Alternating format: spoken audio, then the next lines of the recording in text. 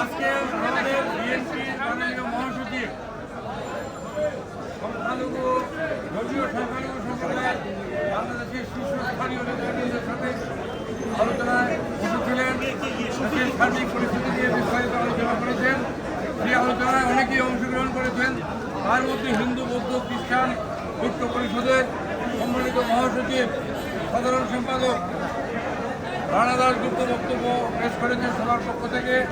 আমি বিজন ক্রান্তি সরকার হিন্দু, বৌদ্ধ, খ্রিস্টান কল্যাণ ফ্রন্টের পক্ষ থেকে আমরা বক্তব্য রেখেছি।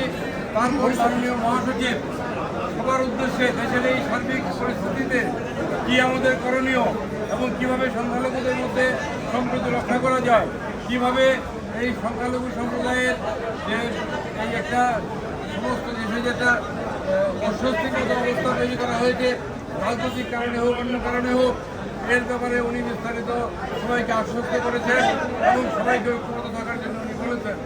এবং এটা যেন কোনোভাবেই কোনো রাজনৈতিক দল যেন সংখ্যালঘুকে ব্যবহার করে তাদের কোনো কার্য সিদ্ধি করতে না পারে, সেই জন্যে মাননীয় মহাসচিব মহোদয় সকলকে আমাদের পরামর্শ দিয়েছেন। আমি এই পর্যায়ে আমাদের হিন্দু, বৌদ্ধ, খ্রিস্টান ঐক্য পরিষদের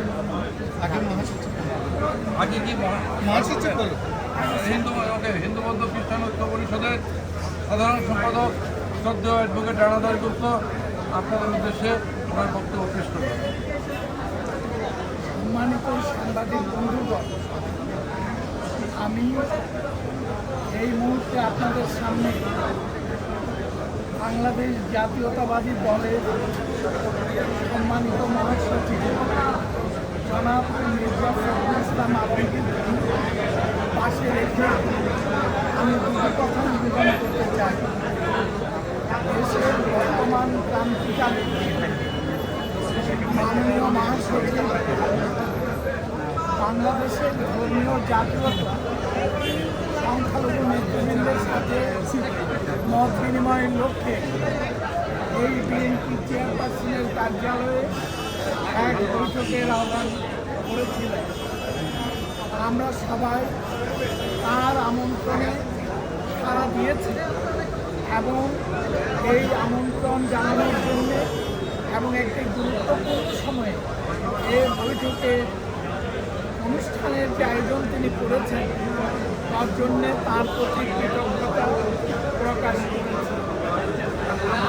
আমরা বাংলাদেশে বিরাজিত পরিস্থিতি তুলে ধরেছি এবং বিরাজিত পরিস্থিতি তুলে ধরে আমরা অনেক কথাই বলেছি। সব কথা বলার সুযোগ এখানে নেই, তবে আমাদের মূল কথাটা হল আমরা শান্তি চাই, আমরা স্বস্তি চাই, আমরা সাম্প্রদায়িক সম্প্রীতিতে আমরা বাঁচতে চাই এবং এই বাঁচার জন্য আমরা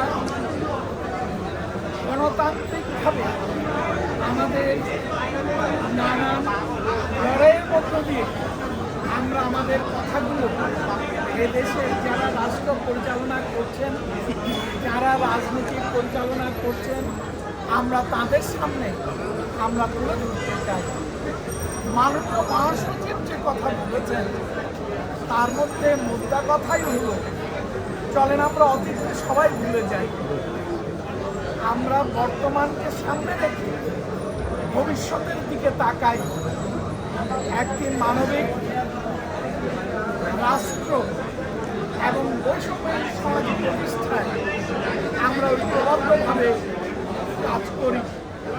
আমরা তার এই বক্তব্যকে আমরা আন্তরিকভাবে স্বাগত জানিয়েছি এবং আজকের দিনেও আমরা এই কথাটি বলতে চাই, এই স্বপ্ন নিয়ে বাংলাদেশের মুক্তিযুদ্ধটি হয়েছিল, আমরা সেই স্বপ্নের একটি গণতান্ত্রিক অসাম্প্রদায়িক রাষ্ট্র বিনির্মাণে আমরা সবাই মিলে কাজ করতে চাই।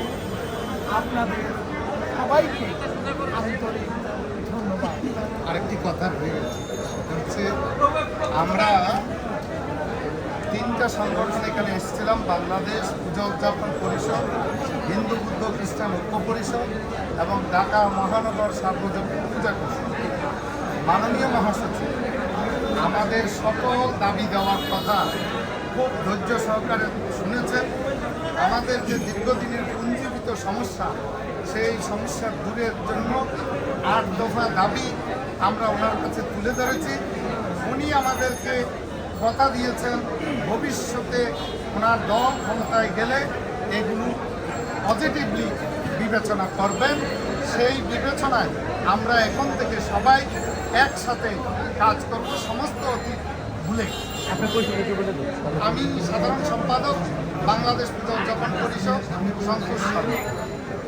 আমি বাংলাদেশ জাতীয়তাবাদী দলের পক্ষ থেকে, আমার দেশের নেত্রী বেগম খালেদার পক্ষ থেকে, আমার ভারপ্রাপ্ত চেয়ারম্যান জনাব তারেক রহমানের পক্ষ থেকে আমি হিন্দু বৌদ্ধ খ্রিস্টান কল্যাণ ফ্রন্ট পূজা উদযাপন কমিটির যে নেতৃবৃন্দ, তাদেরকে আন্তরিক পরিষদ পূজা উদযাপন যে কমিটি পরিষদ, তাদের নেতৃবৃন্দকে আন্তরিক ধন্যবাদ এবং কৃতজ্ঞতা জানাই যে দেশের এই ক্রান্তির অন্তে তারা আমাদের তাকে সাড়া দিয়ে একসাথে আমাদের যে ফ্রন্ট, হিন্দু বৌদ্ধ খ্রিস্টান কল্যাণ ফ্রন্ট, তার সঙ্গে আমাদের সঙ্গে বসেছেন, মত বিনিময় করেছেন।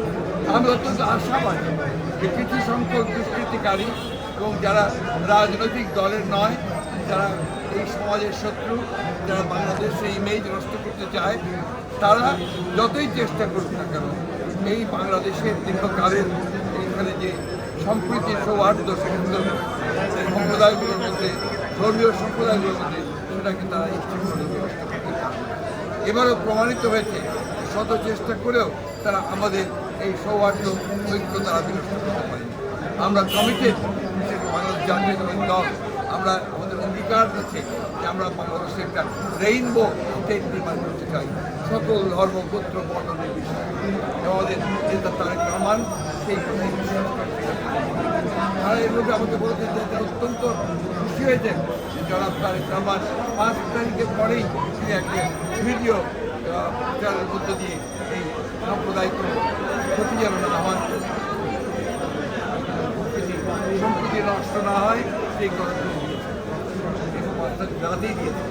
এটা আপনি দেখেছেন যে অবশেষে আমাদের কিছুদিন আগে যে বেগম খালেদা জিয়া তিনি যে বক্তব্য দিয়েছেন, সেটা পরিষ্কার করে তিনি বলেছেন যে প্রতিশোধ নয়, প্রতিহিংসা নয়, আমরা আসুন আমরা প্রেম ভালোবাসা দিয়ে একটা নতুন সমাজ গড়ে তুলি এবং সামনের দিকে এগিয়ে যাই।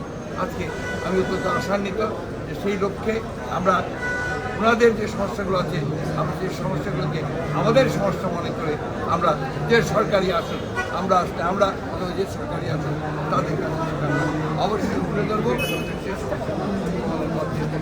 আমরা বিশ্বাস করি 1971 সালের যে চেতনা নিয়ে বাংলাদেশের গণতান্ত্রিক একটা রাষ্ট্র প্রতিষ্ঠার স্বপ্ন নিয়ে আমরা এই দেশকে স্বাধীন করেছিলাম। 24-এর এই বিপ্লবের মধ্য দিয়ে সেই চেতনাকে আবার প্রতিষ্ঠা করার সুযোগ এসেছে। আমি আহ্বান জানাবো, আসুন আমরা সবাই মিলে একটা গণতান্ত্রিক রাষ্ট্র নির্মাণ করি, আমরা জবাবদিহিতাকে নিশ্চিত করি, সকল ধর্মের বর্ণের মানুষের অধিকারকে আমরা রক্ষা করি। এটাই হোক আমাদের ধন্যবাদ।